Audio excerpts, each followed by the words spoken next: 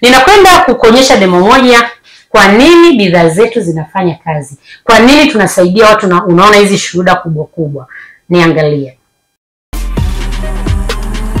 Ya mtazamaji, huu unga unaouona ni unga ambao umetengenezwa kule nchini Malaysia.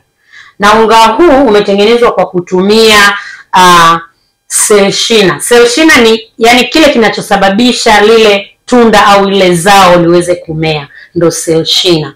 Kwa hiyo hapa kuna ngano changa, kuna komamanga, kuna strawberry, kuna mafuta ya olive oil, lakini kuna artemisia ambayo imechanganywa. Ziko aina zaidi ya 8 kwenye mchanganyiko wa hizi selshina. Kinachofanyika ukitumia hii bidhaa, inakwenda kuondosha sumu iliyoko kwenye mwili wako. Let's say una kidonda ambacho kidonda kimeshakuwa changamoto. Ukishasafisha kile kidonda chako, unachukua hii unanyunyizia kwenye kidonda chako. Lakini pia unapoitumia kwa kuinywa, inakwenda kukusaidia kusafisha figo, inasafisha ini, homa ya ini. Kuna kiasi ambacho utatumia kutokana na kilo yako, uzito wako na unachosumbuliwa nacho. Hii ni iodine. Wengi wanaijua ni ya kusafisha vidonda. Kitu hiki ni kikali sana. Hata kikiingia kwenye meza au kwenye kitu hakitoki. Kwa hiyo utaona hata kwenye meza yangu hapa niliwahi kufanya demo ikawa nimeiweka haikutoka.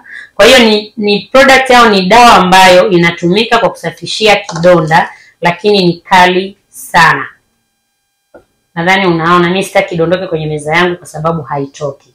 Unaiangalia ilivyo kali, angalia karatasi ilivyobadilika. Nitakwenda kuitia ndani ya haya maji.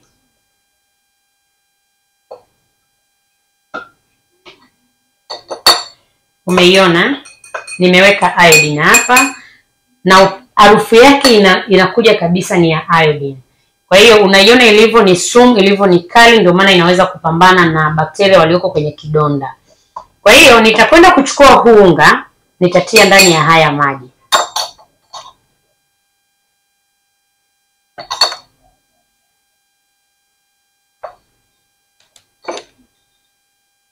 Angalia vizuri kitakachotokea. Ndio maana mgonjwa anapona, kwa sababu kwanza tunaondosha ile sumu ambayo imeshaingia kwenye mwili wake. Nadhani unaona.